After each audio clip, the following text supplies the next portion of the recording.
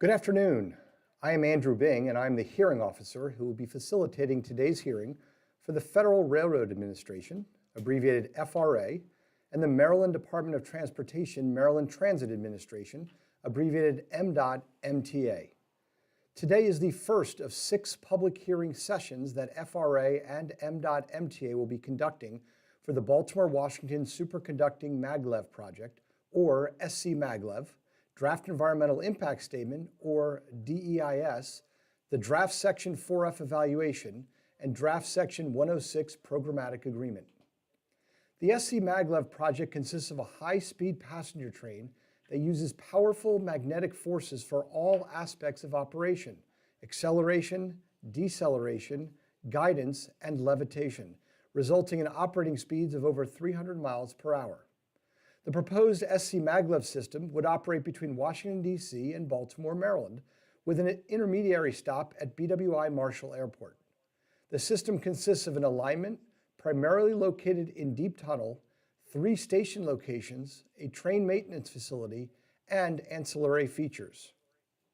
The purpose of this hearing is for the public to provide official testimony and comments on the study's DEIS, Draft Section 4F Evaluation, and Draft Section 106 Programmatic Agreement. We hope you have had the chance to review the DEIS and public hearing materials on the project website at bwmaglev.info. There are multiple ways to comment on the DEIS. You can provide testimony through the public hearing call-in testimony sessions. You can also complete a comment form online or send an email or written letter. Details on ways to comment can be found on the project website by visiting the DEIS page under the Project Documents tab. Comments must be received before 11:59 p.m. on May 24, 2021. All comments received, whether at the hearing through testimony or through other methods, such as a comment form, email, or mail, will be given equal consideration.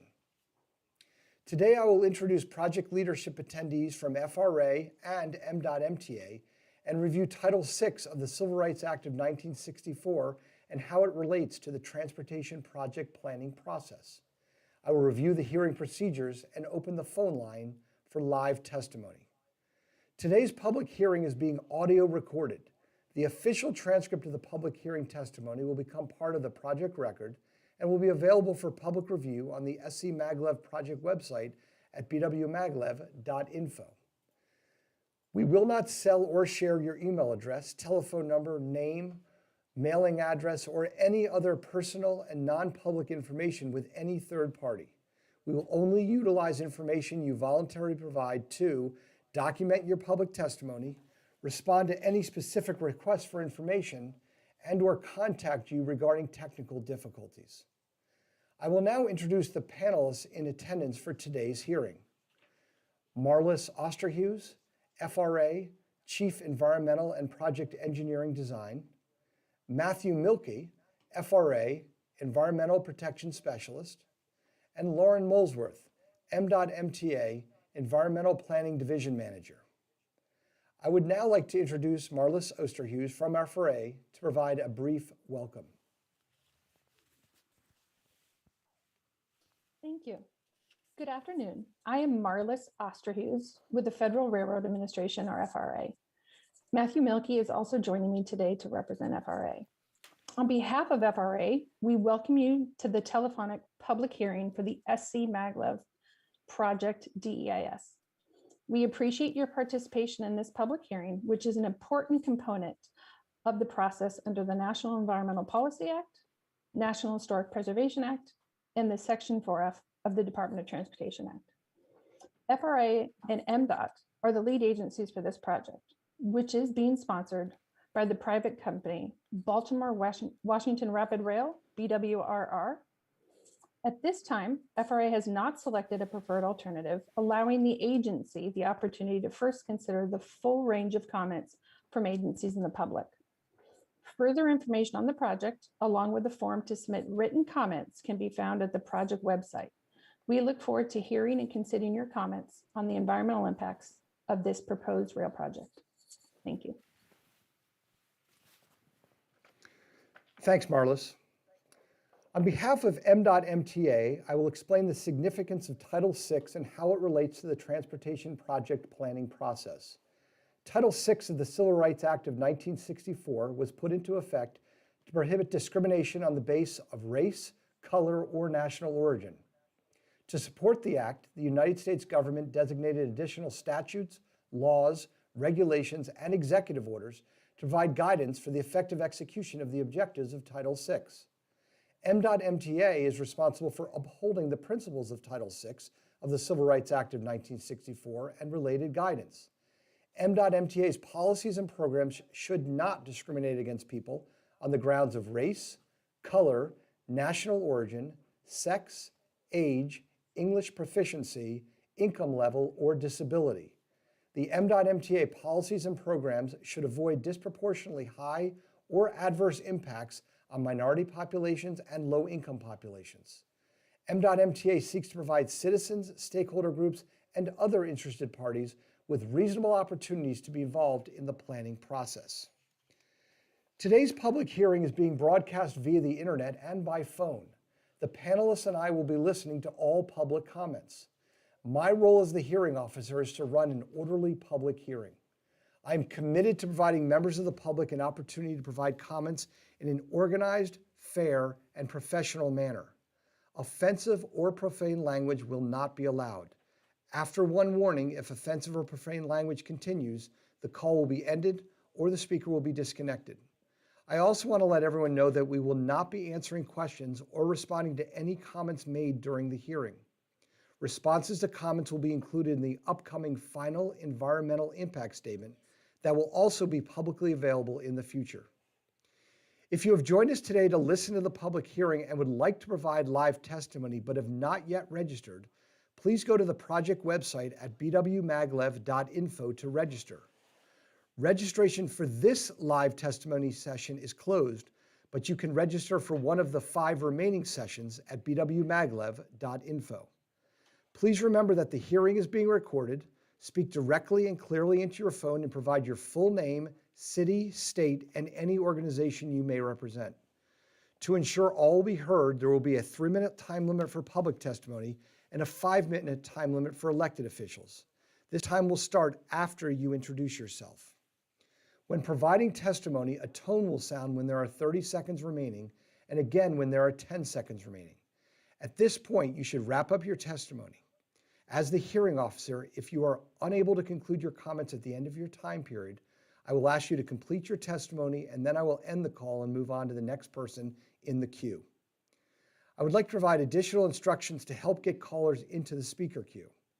Once you dial in and enter your access code, please listen to the entire welcome message.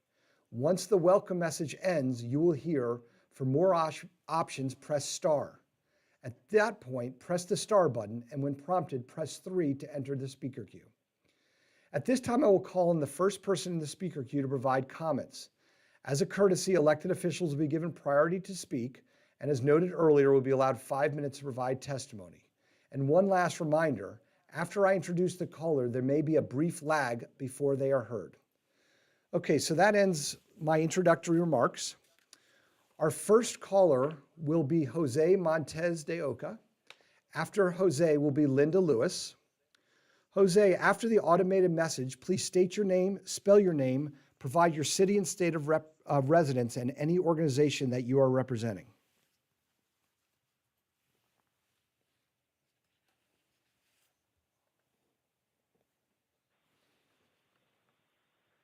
Thank you so much, Andrew. Can you hear me?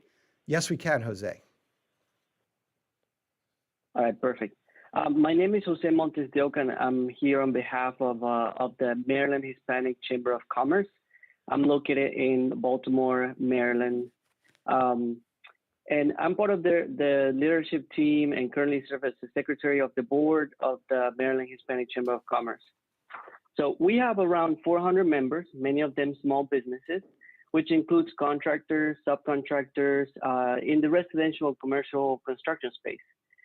We are here to encourage the approval of the Maglev project since it will bring huge gains to Hispanic businesses in Maryland. We believe that the benefits will really come from 2 places. The first place, it will come from our workforce, from being able to upskill through actual projects. Currently, we have many contractors that have not been able to invest in new machinery, skills, and workforce due to the lack of massive projects in the area, especially in Baltimore City. I will share the story of Jaime Paniagua, one of our members. Jaime grew up in a very rural area of North America and moved to the East Coast in the 1980s. He started laying floors and eventually learned how to lay cable, and then further his skills learning about video and internet cable infrastructure. Later, Jaime put together his own crew, and today he has grown his business to having 14 crews, several multi-million contracts all over Maryland and in Atlanta, Georgia. Jaime's most recent projects includes installing internet capabilities in several vaccination sites here in Baltimore, and installing a CCTV system in the city that tracks the speed cameras. Jaime's ability to upskill, grow, and employ others did not come from him going to school. It came from him being able to get involved in projects, work in projects, and upskill in that way. Like I always remind all of our members, when we planned to go to the moon, we didn't go to school to go to the moon. We actually went to the moon, and that was the learning part of it. We would like Maglev, the Maglev project, to produce several hundreds of, similar stories of Hispanics that were able to upskill not only themselves but their firms. Second, we believe that Maglev will result in a great deal of technology transfer between contractors and subcontractors, which will enable the area to create subcontractors that can later get involved in subsequent expansions of the railway system. Sure, we all look to a future with electric cars, better highways and bridges and all that stuff, but we actually need a good infrastructure system for the trains as well. We read in the DAYS report that there will be people like foreign firms transferring technology as well. So thank you so much for your time. Thank you, Jose. And I just want to let people know a couple quick reminders. We do have approximately 20 people who have entered the speaker queue. So we are going to go in order of how they entered. So just wait patiently and we will get to you. Our next caller is Linda Lewis. After Linda will be Jeffrey Guido. Linda, after the automated message, please state your name, spell your name, provide your city and state of residence, and any organization that you may be representing.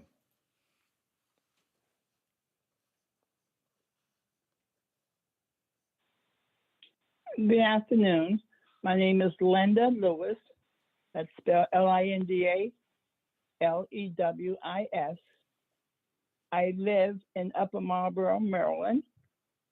I'm representing the Patriots Technology Training Center, which is an outstanding program for young people in Prince George's County, primarily the lower income neighborhoods, but in the Washington, D.C. metropolitan area, we are known for the outstanding programs we provide for young people to learn about STEM careers. I'm excited that this project would be one of the most dynamic that we can bring forth to train and prepare young people for the future. I favor this project because it will contribute to the economic boost in Prince George's County.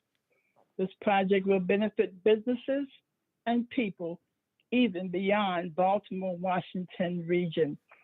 It will bring growth to millions and jobs to millions along the northeast quarter and has the potential to represent a future with less pollution, less traffic, and emphasis on a clean, more efficient transportation and transit-oriented development. From a personal perspective, I'd like to state that I represent senior citizens. Now, I have raised my children in Prince George's County over the years, and now I have great grandchildren. And to me, as a senior, we dream of the time we retire And the first thing you ask a senior what they're going to do to retire, they say travel. So I'm looking at probably the least important, but the most important senior, and that's to have something new, exciting to use as a mode of transportation. My husband was 100 years old when he passed, and he began his life career as a Pullman porter and ended his last career in the government as a limousine driver for the White House. He loved transportation. We've traveled around the world in everything imaginable, from limousines to taxis to helicopters, even private planes. And yes, the last but not least was Uber. That I think one of the most enjoyable ventures we took was on a train. It was for entertainment, enjoyment, but it was his favorite pastime to travel on a train to nowhere. So I encourage this progress in transportation because it's something that we all will benefit from. And as seniors, I wouldn't hesitate to say to my little travel club, let's get on board. Let's go for enjoy the ride because the future, the time of the Jetsons has arrived. We're going to take advantage of this new technology and live and enjoy what God has provided for us. Thank you for this opportunity to testify. I'm more than happy to provide any additional information you may want to know. Thank you. All right, thank you so much, Linda. Our next caller I had announced was Jeffrey Guido, but he has left the speaker queue. So I do want to let Mr. Guido know that you can come back into the speaker queue and we will get you on to provide your testimony. But we're going to go to our next caller. We don't have a name. It's the last four digits, 1083 of the phone. After that will be Tiana Pantovich. So caller 1083, after the automated message, please state your name, spell your name, provide your city and state of residence, and any organization that you may be representing.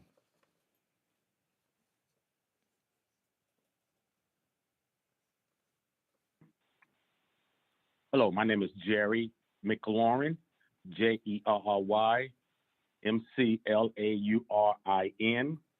I'm the founder, president of the PFC Black Chamber. Is a membership-based organization representing Black businesses and firms in Prince George's County and throughout the state of Maryland.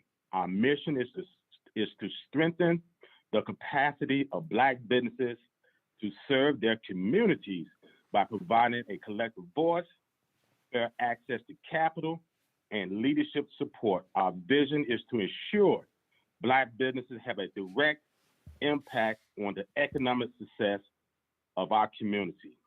And this maglev train, this super train coming through Prince George's County is exactly what we stand for.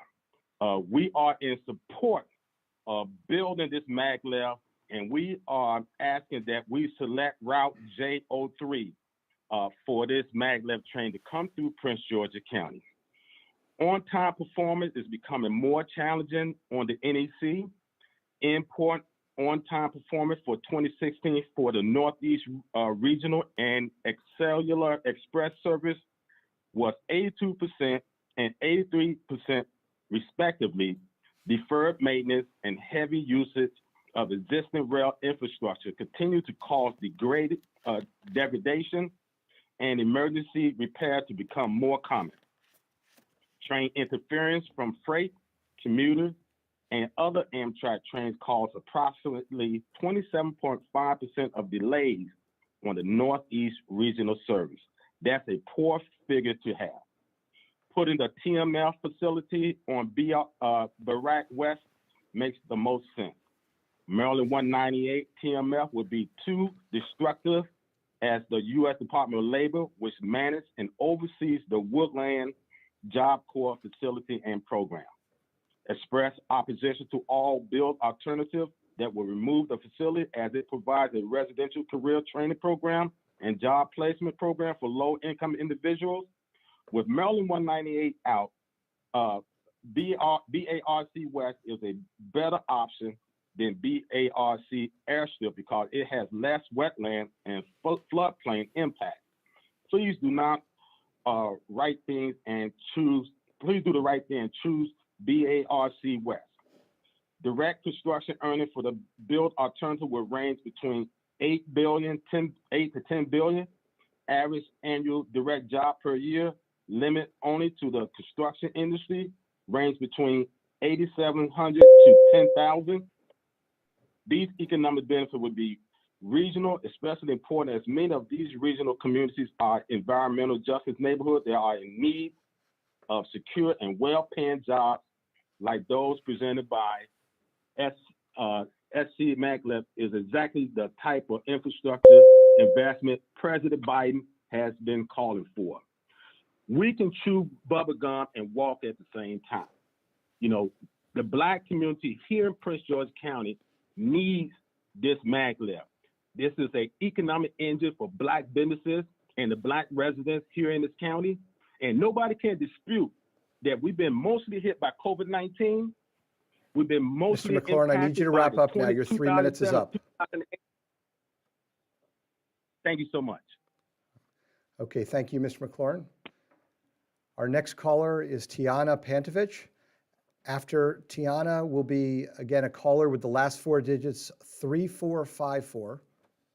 Tiana, after the automated message, please state your name, spell your name, provide your city and state of residence, and any organization that you may be representing.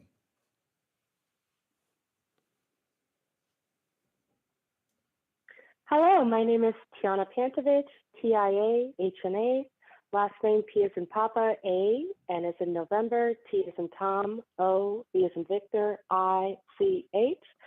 And I am a graduate student at Howard University. I'm also a U.S. Army veteran, born and raised on the Virginia side of the DMV. Happy to be now in Prince George's County, like a lot of the previous speakers are. One of my favorite things about living here now is that I have access to the PG Plaza Metro Station, which takes me into DC, to the farmers markets I want to go to. It takes me to the running trails I want to go on. It takes me to the monuments that I want to see.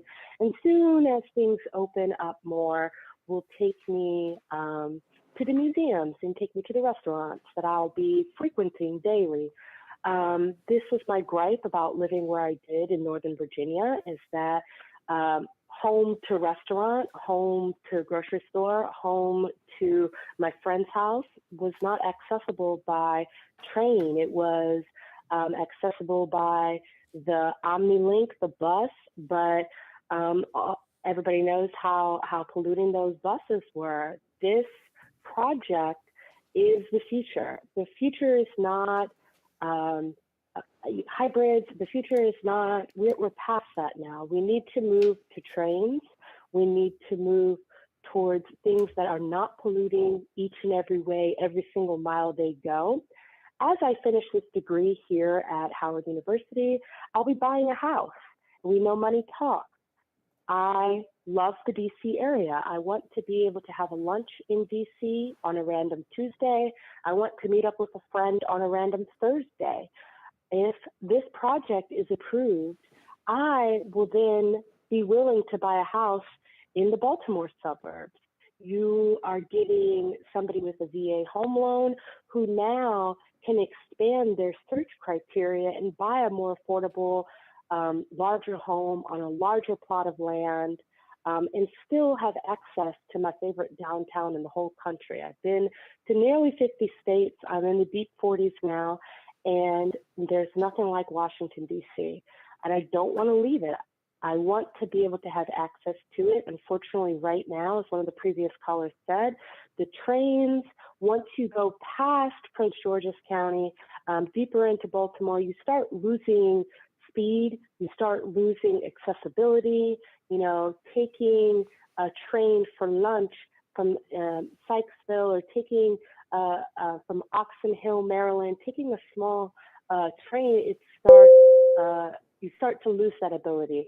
to do that. I really want to be in a place, I see my future in a place where I could take a train to a lunch with a friend, be environmentally neutral, and lower my footprint. This is the future, and I really, really hope, like all of the previous callers said, I really hope this is approved. Thank you. Thank you, Tiana. Our next caller will be caller with the last four digits, 3454. After 3454 will be Otis Collins. Caller 3454, please state your name, spell your name, provide your city and state of residence, and any organization that you may be representing.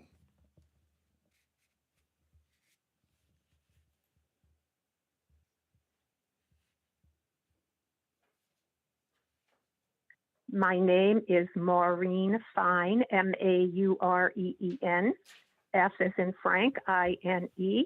I am from Bowie, Maryland, and I am representing the Greenbelt Climate Action Network. The Greenbelt Climate Action Network supports the no-build option for the SCMaglev. GCAN educates residents about climate change and how to live more sustainably, and has been actively engaged with the Prince George's County Climate Action Commission to develop the Prince George's County Climate Action Plan. Construction of the proposed maglev runs counter to the well-founded science-based climate solutions that GCAN supports. The forests, meadows, and wetlands of our treasured public lands at the Patuxent Research Refuge, the Beltsville Agricultural Research Center, and the Greenbelt Forest Preserve offer double benefit for the climate. They not only help absorb CO2 emissions from our human activities, but keeping these lands intact also prevents the release of significant greenhouse gas emissions that result from deforestation and conversion of open land to impervious surfaces. The proposed maglev would destroy a prime and powerful tool in our region's race to stop climate change. The climate impacts claimed in the DEIS are contradictory at best and misleading at their worst.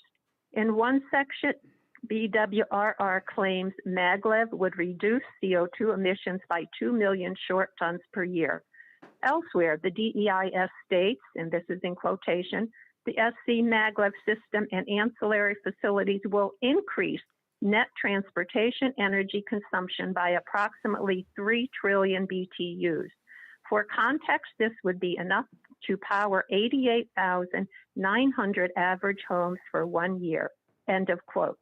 Hidden elsewhere in the DEIS appendix, we read, in quotation, the anticipated decrease in energy expenditure from the diversion of auto, bus, and rail traffic due to the SCMaglev project is not expected to offset the increase in energy consumption from the SCMaglev system, end of quote. A huge omission in the DEIS is the project's effects on climate emissions from deforestation, as well as the elimination of existing carbon sinks. Maglev would severely impede our municipal, county, and state efforts to combat climate change. We choose the no-build option. Thank you. Thank you, Maureen. Just a couple quick announcements before we go on. For anyone who joined us late, you will have 3 minutes to provide your testimony unless you're an elected official who will receive 5 minutes. You will hear a tone when there are 30 seconds remaining and then another tone when there is 10 seconds remaining, just to help indicate that you need to wrap up your testimony. So we're going to continue on now. Our next caller will be Otis Collins. After Otis will be Thurman Jones. Mr. Collins, after the automated message, please state your name, spell your name, provide your city and state of residence, and any organization that you may be representing.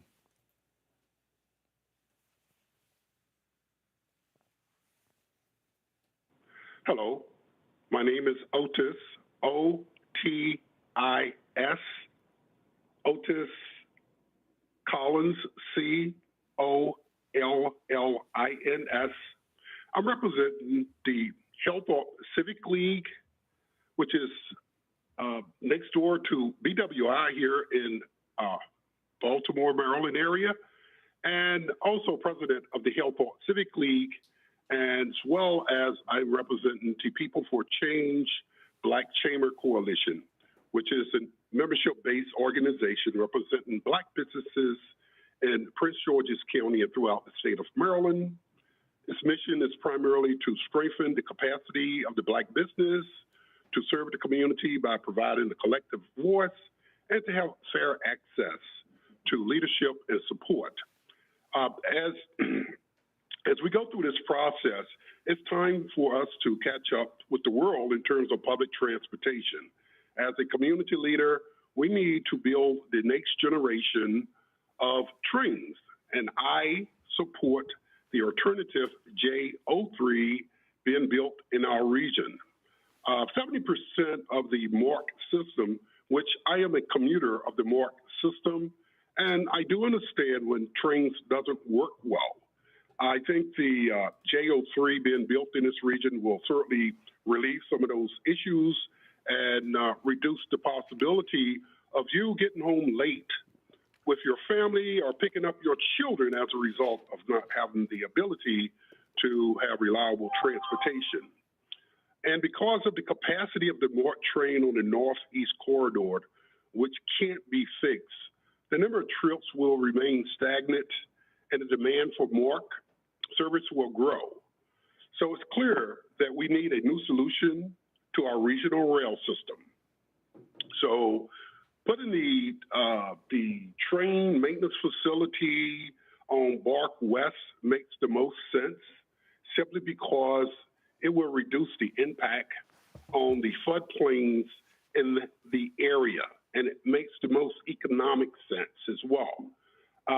Accordingly to analysis, the Maglev economic benefit to just the Cherry Hill community, which is next door to the Hillport community, will increase the amount of money saved for this particular area. And it also will have an impact in terms of the amount of money that will be generated as a result of emission reduction to the tune of like $1.8 million. There will be safety-related savings that will be identified as well. In addition to that, there's a lot of congestion in this area, and that reduction financially will have a big impact on the area itself. So having said that, I will certainly encourage everyone that it's important that we support this mission, and it will be beneficial not only to the Hillthorpe BWI area, but to the Washington, D.C. DMV area. Thank you very much for your time. Thank you very much, Mr. Collins. Our next caller will be Thurman Jones. After Thurman will be Steve Lanning. Mr. Jones, after the automated message, please state your name, spell your name, provide your city and state of residence, and any organization you may be representing.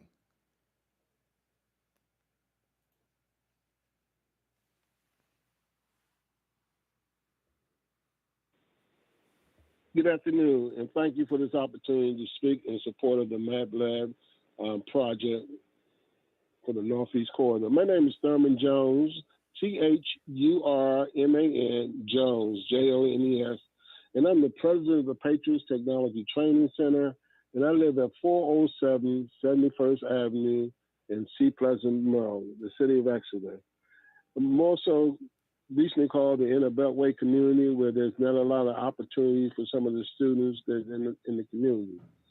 For the last 25 years, Patriots' mission has been empowering students with technology.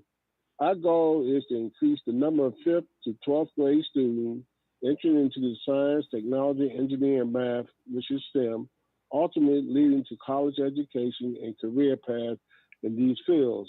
Our various programs, cybersecurity, hackathon, biomedical, architect design, and some of our workshops and competition serve to introduce you to tomorrow's careers. The Northeast Maglev project represents the pinnacle of opportunity for today's youth. The influx of high-tech construction and operation jobs, which station located in Washington, D.C., and at BWI, will provide tremendous opportunity for our youth. Opportunities to be part of the most advanced transportation system in the world, Once the project is completed, ultimately connecting major metropolitan areas of the Northeast Corridor. Today's youth will continue to benefit with easy access to opportunity along this entire route. We also at Patriots Technology Training Center and our parents and board and community leaders that support us recognize that a project like this will benefit business and people beyond the Baltimore-Washington region. It represents jobs, business, and development opportunities, and community growth for millions along the Northeast Corridor. This project represents a future with less pollution, traffic, and with an emphasis on clean, efficient transportation. For the youth, we said we want to be a part of the future. We need to create opportunities for our students for the future. As you know, technology do not wait for anyone, and we must keep up with technology. And I'm pretty sure everyone has heard, let's get in front of the train. Let's don't get behind the train when the train's gone. So at Patriots Technology Training Center, we support the Maglev project. As previous callers, I'm on board with that, and hopefully more people will get on board to see the future for our youth. Thank you for this opportunity, and have a good evening. Thank you, Mr. Jones. Our next caller will be Steve Lanning. After Steve will be Asia Matthews. Steve, please state your name, spell your name, provide your city and state of residence, and any organization that you may be representing.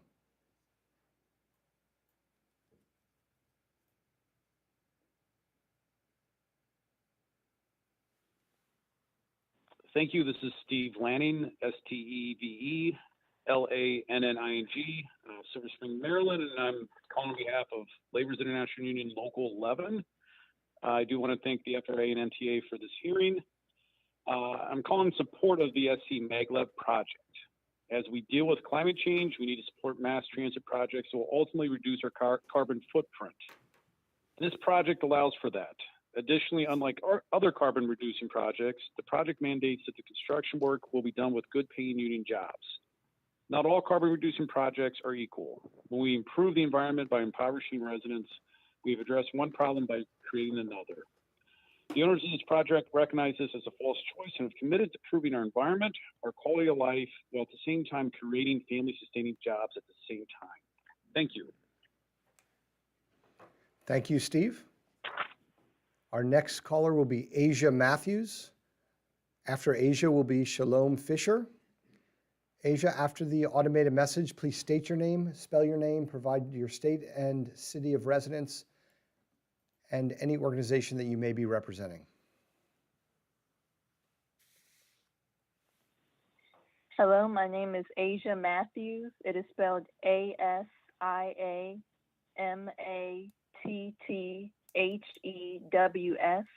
I live in Hyattsville, Maryland, and I'm an 11th grader at Elizabeth Seton High School.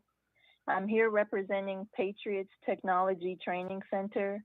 I am the Executive Board Treasurer for the Patriots Nesby Junior Chapter.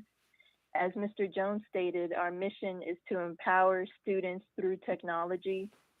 I would like to testify in support of the Maglev project because I see great opportunities for future STEM professionals that can benefit from this project by helping to design, build, and ultimately riding the trains. As a student, I feel that the Maglev project would make it possible for so many of my peers to be able to work on the project while enhancing their career goals in STEM. The Maglev project can be a big economic boost to STEM professionals that will be working on the project, as well as companies that will be contracted for the project. I am also in support of the project because it is very important for young people in the community to know how to get around the metropolitan area through public transportation. So thank you for this opportunity and have a blessed day. Thank you, Asia. Our next caller will be Shalom Fisher. After Shalom will be Michael Sakata. Shalom, please state your name, spell your name, provide your city and state of residence, and any organization that you may be representing.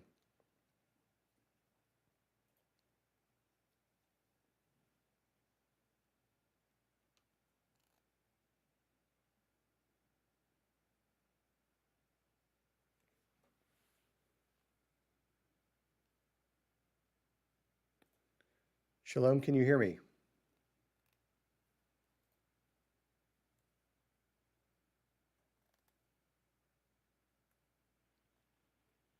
Thank you. My name is Shalom Fisher. That's spelled S-H-A-L-O-M, Fisher. I live in Greenbelt, Maryland. I'm a longtime resident of Greenbelt. I grew up in Greenbelt. However, I've lived elsewhere as well. I've lived in California, New York, and England even.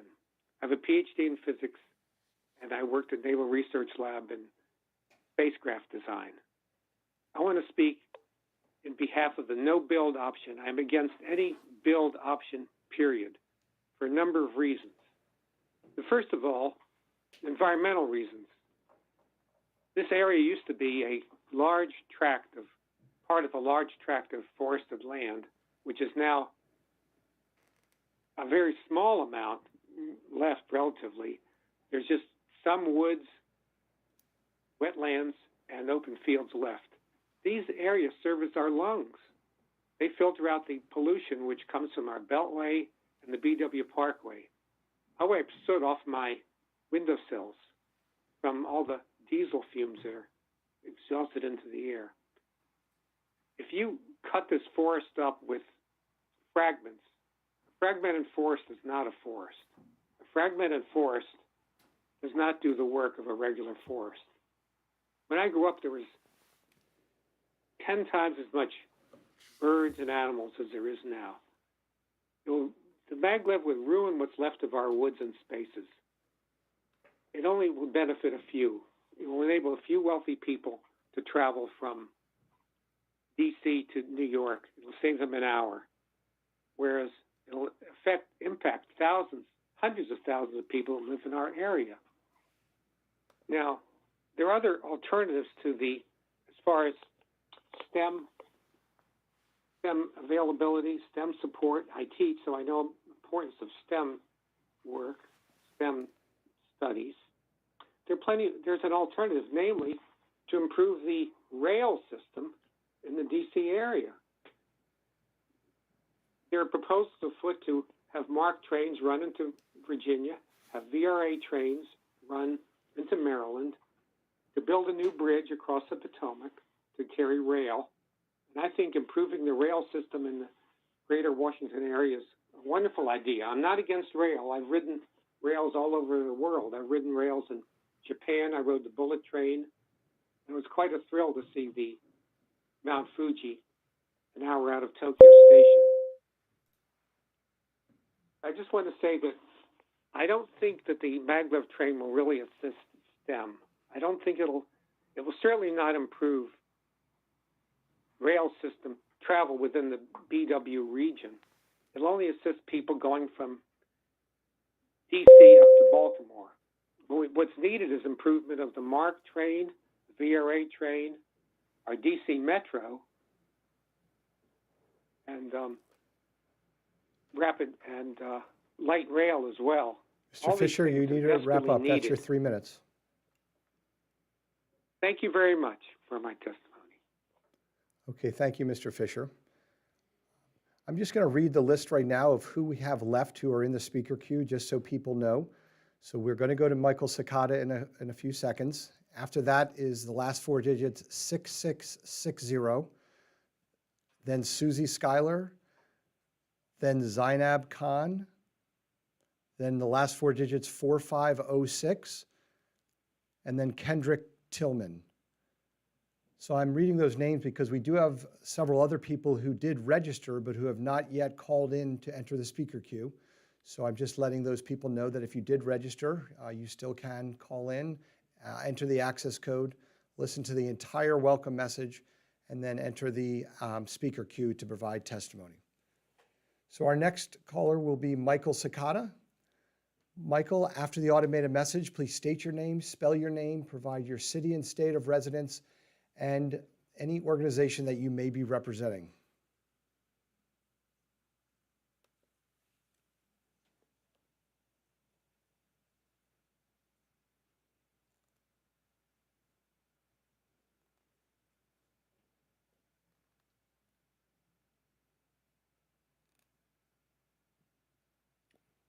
Michael, are you there?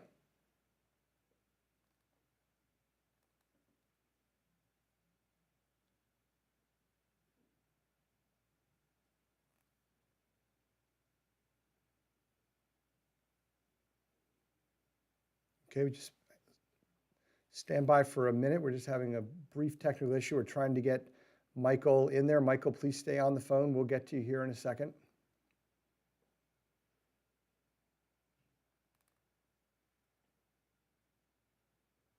Okay, what I'm going to do right now is just take a brief break, a technical break. We're going to figure out what's going on with our technology here and try to get everything going. So if you're on the phone and in the speaker queue, just stay where you are. We're going to take maybe a 30 or 60-second break, and then I'll be right back. Okay? Thank you.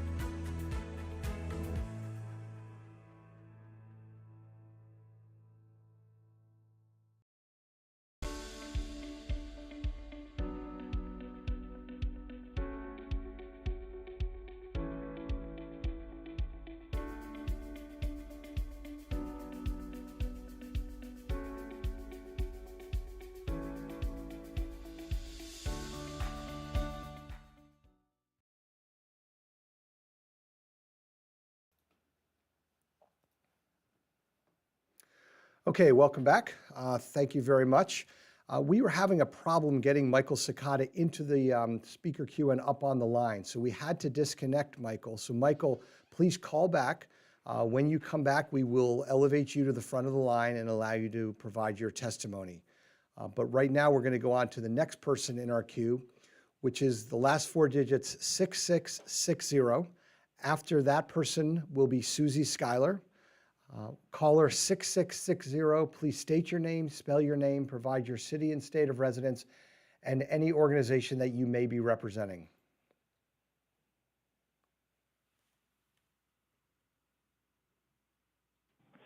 Hello, my name is Raul Castro. That's Raulcastro. I'm with the Eastern Atlantic States Regional Council of Carpenters. We're in Upper Marlboro, Maryland. We represent over 3,000 members in the DC metro area. High-speed trains are the future of transportation. They are way overdue in the United States.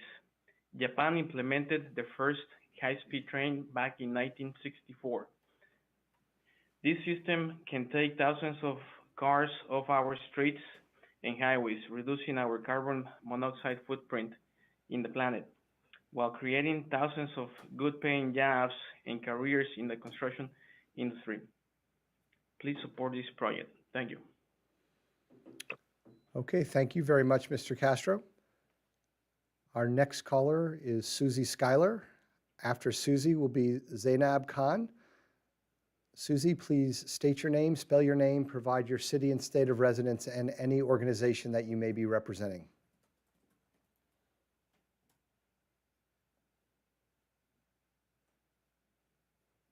Hi, I'm Suzie, S-U-Z-Z-I-E, Schuyler, S-C-H-U-Y-L-E-R from Lincecum, Maryland, and I'm representing the Maryland Coalition for Responsible Transit, and I'm addressing the electromagnetic fields generated by the SCMaglev. And there is a growing concern with the adverse health effects of the exposure to the increasing amounts of EMF that we're being exposed to. And it's a growing concern among a list of government and non-governmental public health organizations. The Journal of the AMA in 2020 reported an association between maternal exposure to magnetic non-ionizing radiation during pregnancy and resulted with ADHD in the offspring, along with other medical conditions like dermatitis. EMF from mobile phones is being found to increase the risk of intracranial tumors, mostly gliomas, particularly in the case of the same-side exposure.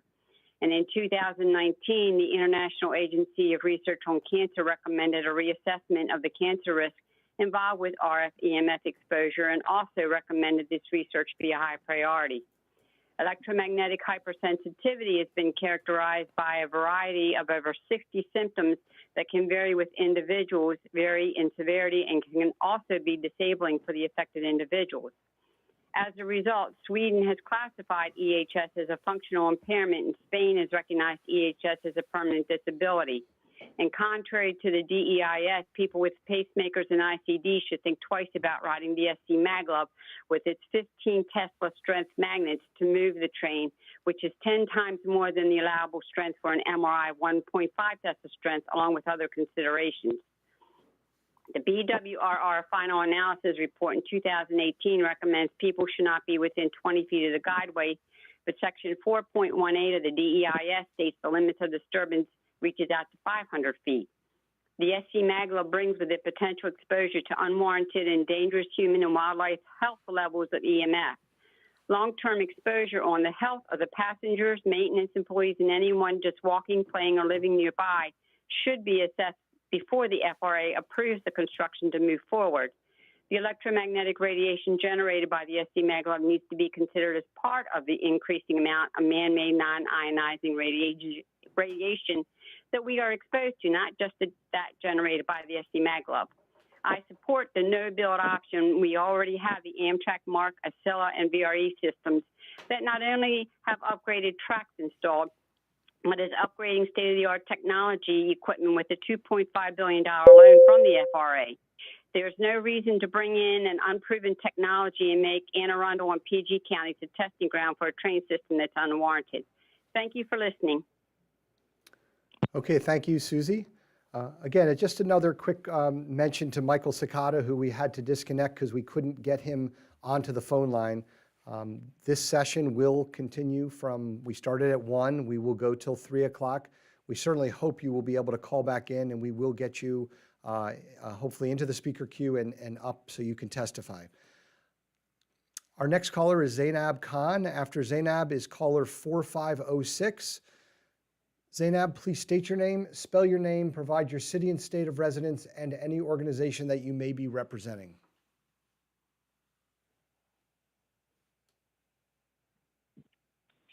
Hello, my name is Zainab Khan, Zainabkhan. I live in Harmons, Maryland, and I'm a resident of the Harmons Ridge community. I just want to first begin by giving everyone an image of our community and our neighborhood, which looks like a lot of other neighborhoods that are being negatively impacted by the Maglev project. We are a community of 50 single homes with a majority of homeowners belonging to a racial and ethnic minority, and we're a community of families with children of all ages. As it stands right now with the Maglev project, all the alternatives, our community is located directly across from a proposed fresh air and emergency egress facility. And after reading the environmental impact study, our entire community has serious concerns about the health and safety of our families. The entrance to the fresh air and emergency egress is less than 100 feet away from our community tot lot and playground, where our children go to play and to enjoy their childhood. And we're extremely concerned about what air and gases may be expelled from the facility and how it can affect our health. Additionally, the noise and vibrations that will be coming from the facility will also have a huge impact on our well-being. And from the environmental impact study, there doesn't seem to be a real understanding or solution to mitigate the vibrations and the noise. As somebody mentioned earlier, the electromagnetic fields and potential interference and quality of air surrounding the fresh air and emergency egress facility is a huge concern for us as well. And as far as the positive impact on this project for the public, I don't see one.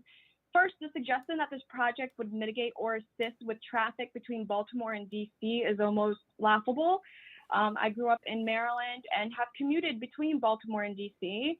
The cost for riding would be higher than the MARC or the Amtrak, with an average fare of $60 for a one-way trip. That's $120 a day. That's $600 a week. These suggested prices aren't affordable to most people. And I don't think that there would be any positive impact for residents that are already making the commute or traveling between the two cities. If this was supposed to be about public good or the environment or equalizing transportation, then the prices need to be affordable or should have been affordable so that people can actually commute between the two cities for job growth, for educational opportunities, and to expand their horizon. On the topic of environmental justice, the demographics that are impacted by this project, 69% are a minority. So I know my time is almost up. Based off of everything in the environment impact study, I do not support this bill. I am of the no build option. Thank you. Thank you, Ms. Khan. Our next caller will be caller 4506. Then we're going to go back to Michael Sakata, who did just join us. So I just wanted to give him a chance to know we will be coming right back to him. But we are going to go to caller 4506. Please state your name, spell your name, provide your city and state of residence, and any organization that you are representing.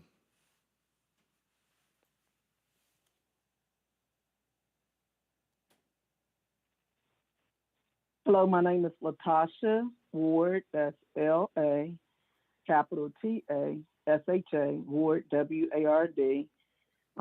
Bowie, Maryland is the area in which I live.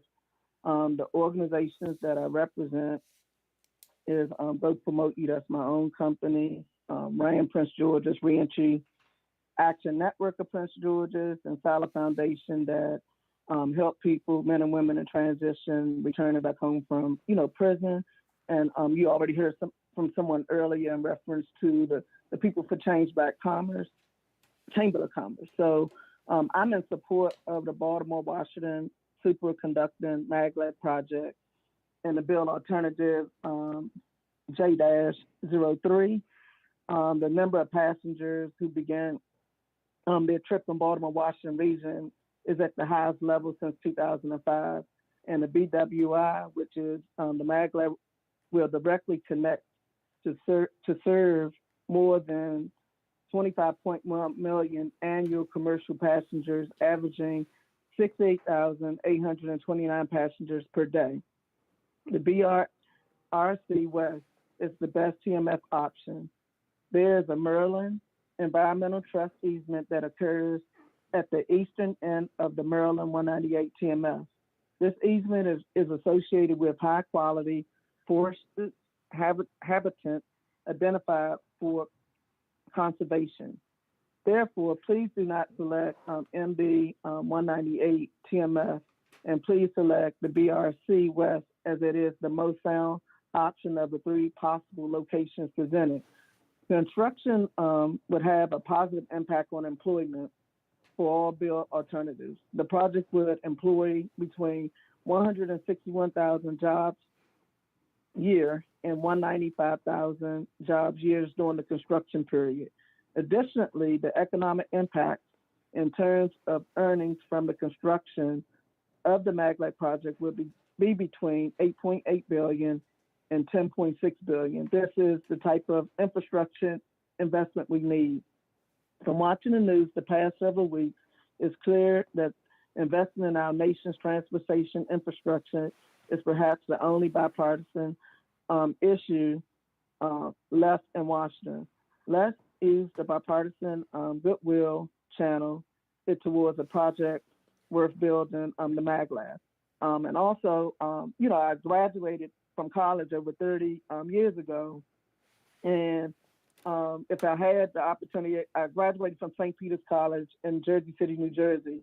And, I participated in an internship to be a buyer and a purchaser, but it was no opportunity, back in this area. But if we had that option, I would have been able to still live in Prince George's County and work there. So definitely I believe that it'll create opportunities and it'll bridge the gap between, two very powerful areas. So that's it. Thank you very much, Latasha. Our next caller is Michael Sakata. After Michael will be Kendrick Tillman. Michael, please state your name, spell your name, provide your city and state of residence and any organization that you are representing.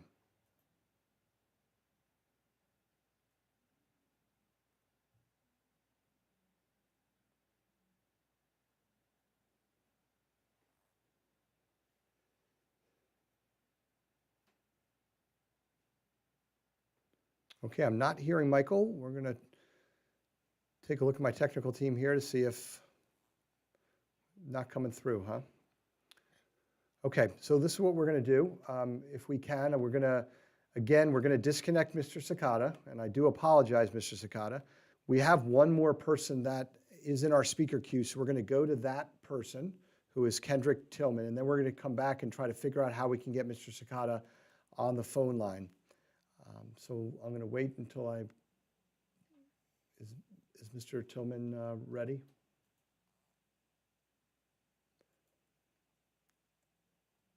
Okay, so after the automated message, please state your name, spell your name, provide your city and state of residence, and any organization that you may be representing.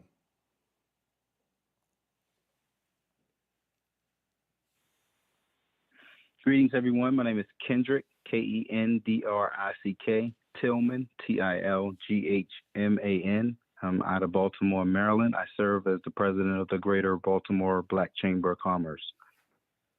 We focus on facilitation and creation of business opportunities and resources for Black-owned businesses, fostering business growth that results in increased employment for our residents in the city, reinvestment, and sustainability of our predominantly African-American communities. This bill stands in the way of that type of progress we stand for. So I support the Baltimore-Washington Superconductor Maglev project and build alternative J-03. As of 2019, the average automobile commuter in DC, they spend about 102 hours in traffic. We're talking about $2,000, over $2,000 in additional annual expenses, including the cost of 38 gallons in excess of fuel. This translates in $5 billion of annual cost to congestion, and not to mention 89 million gallons of wasted excess fuel.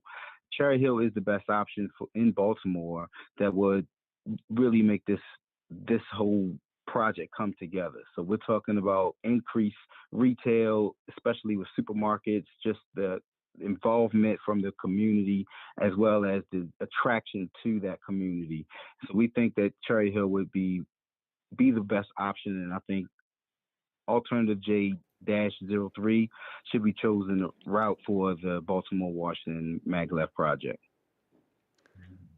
Okay, Mr. Tillman, thank you very much for your comments. We do have someone else who's entered the speaker queue, John Lund Sr.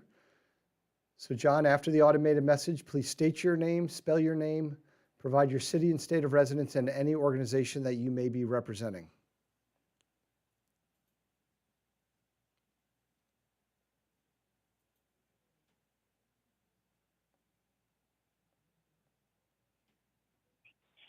Hello, my name is John Lund. I serve as a pastor in Baltimore City of the Berean Baptist Church. My name is spelled Johnlunn. I come this afternoon asking that you consider the Cherry Hill site and the Maglev program. One of the things that I was excited about was the fact that stop in Cherry Hill. If you have any idea of what Baltimore has been like in the last 40 years or more, Cherry Hill has sort of been like a blight in our community, and it has been a forgotten place. This will allow it to be a place where jobs will be offered, things will begin to liven up there, and people will be able to make affordable wages. One of the things that we're looking at is that we know everybody doesn't go to college and everybody can get a skill. And one of the things I'm excited about is that with this, it'll give them the opportunity to be able to have an affordable wages and a reasonable living skill. The other thing I want to state is the fact that the 95 corridor between 95 and 495 in our area is one of the busiest roads traveled throughout the country. It seems like it's a small population, but it's very heavily populated on our roads. And so one of the things I see it doing is cutting down the traffic and allowing people to be able to get to their homes, work out of town, but yet work in town. Now that sounds crazy. Working out of town, meaning that they might be in New York. Being in town means that they can get back home to their families in the evening. So I wholeheartedly support this project. We're on board. I also work with the Ministers Conference of Baltimore and vicinity, where we deal with more than 150 churches. I also deal with the empowerment CDC, which is a part of the conference, and we're on board fully. We've testified before, and we're testifying today, and we will be ready to testify in the future. Thank you very much. Thank you very much, Mr. Lunn. Our next caller is Michael Sakata. Hopefully a third time is a charm here. So Michael, we're going to bring you on. Please state your name, spell your name, provide your city and state of residence, and any organization that you may be representing.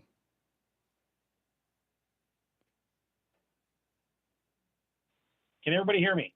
Yes, we can, Michael. Thank you for your patience. Yes, And we know. so you go ahead. Third time is a charm. Third time's a charm. So I'm Michael Sakata, MICHAEL-SAKATA, President and CEO of the Maryland Transportation Builders and Materials Association. MTBA represents over 21,000 workers and business owners in the transportation construction industry. We're based out of Glen Burnie. And as the voice of the transportation construction materials industry in Maryland, we advocate for Maryland's transportation needs, foster positive partnerships with government agencies and officials, consulting engineers, and promote safety and transportation in our industry. And for that, we support the Baltimore-Washington Superconducting Maglev project and Build Alternative J03. You know, the number of air passengers who begin their trips in the Baltimore-Washington region is at its highest level since 2005. And BWI, which SCMaglev will directly connect to, serves more than 25.1 million annual commercial passengers, averaging about 68,829 passengers per day. The Cherry Hill station will be a major win for that area. The Camden Yard station includes the demolition of part of the Baltimore Convention Center, you know, the Garment U.S. District Courthouse, Old Audubon Church, and the Federal Reserve Bank, and Cherry Hill does not. Additionally, placing the maintenance facility on Bark West is the best option.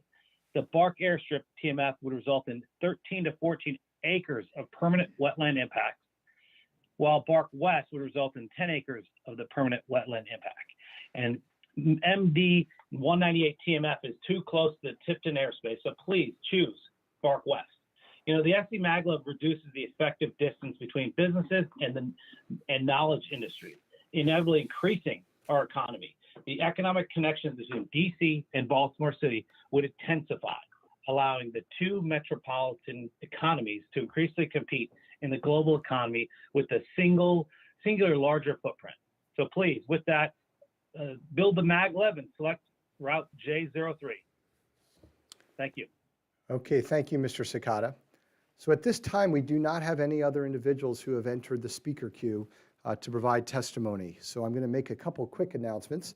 Number one, if you are trying to figure out how to get into the speaker's queue, you need to, once you dial the phone number and enter your access code, please listen to the entire welcome message. Once the welcome message ends, you will hear, for more options, press star.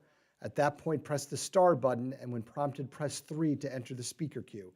So if you have registered to provide testimony during this session, the 1 o'clock to 3 o'clock session, but are still unable to get in, that's the process that you would follow. There are multiple ways to provide comments. You can send a comment form online or send an email or written letter. So those are other ways to comment besides providing public testimony. So at this point right now, it is 2:10. This session will remain open until 3 o'clock. However, we're going to take a break right now until we have additional people or an additional person enter the speaker queue. I will come back on at approximately 2:20 to provide an update, unless we get someone who enters the speaker queue, and in that case, we will come right back on to let that person provide their testimony. So again, right now it is 2:10 p.m. and we are going to take a break and be in recess.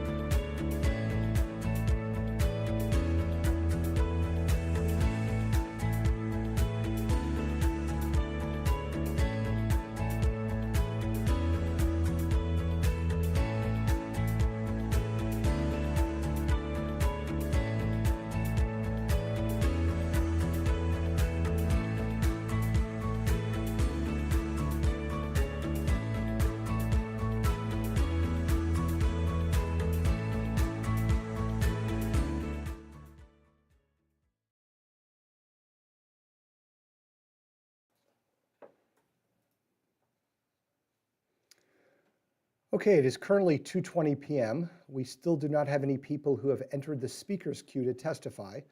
This session will remain open until 3 o'clock p.m., but in recess until we have someone enter the speakers queue to provide testimony. I do want to just make a couple quick announcements.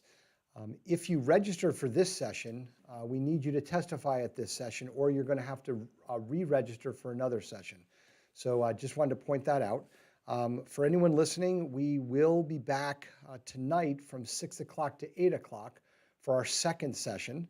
And then we have additional sessions on April 8th from 1 to 3 and 6 to 8.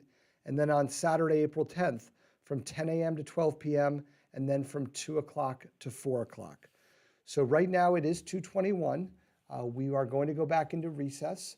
I'm going to come back on in 20 minutes at 2:40 to provide an update unless we receive someone entering the speakers queue, and then we will come right back on to let that person provide their public testimony.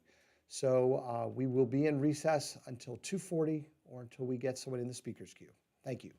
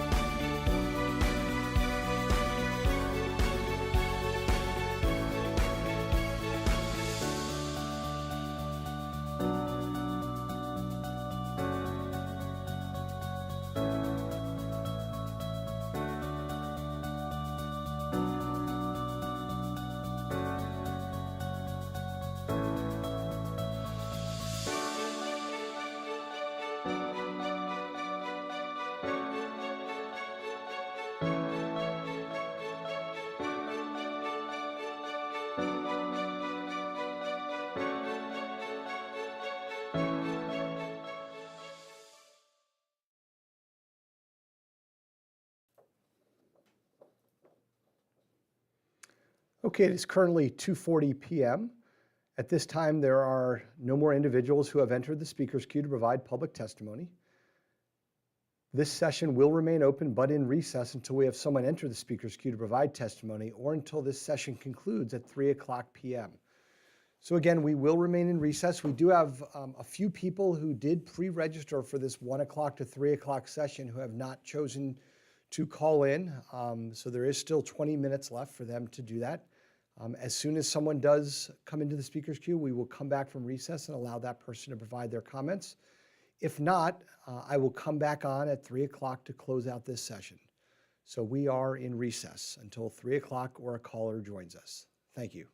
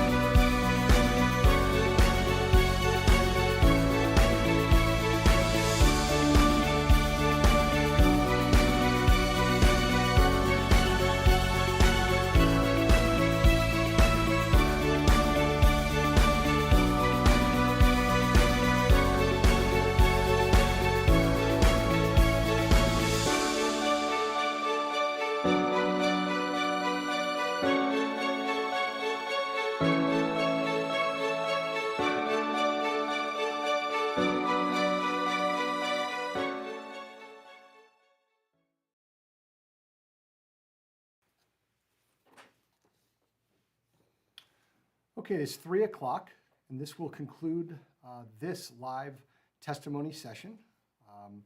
The next session will begin at 6 o'clock tonight and run from 6 o'clock to 8 o'clock this evening. If you would like to register to provide testimony for tonight's session, you still have time. You just need to register prior to 5 o'clock tonight to be able to provide testimony during the session that will run from 6 o'clock to 8 o'clock this evening. We will also have live testimony sessions from 1 o'clock to 3 o'clock and 6 o'clock to 8 o'clock on Thursday, April 8th, as well as from 10 o'clock to 12 o'clock and 2 o'clock, from 10 to 12 and from 2 to 4 on Saturday, April 10th. So again, that will close out our session right now. We thank everyone who provided public comment, and we look forward to seeing people back at 6 o'clock tonight. Thank you.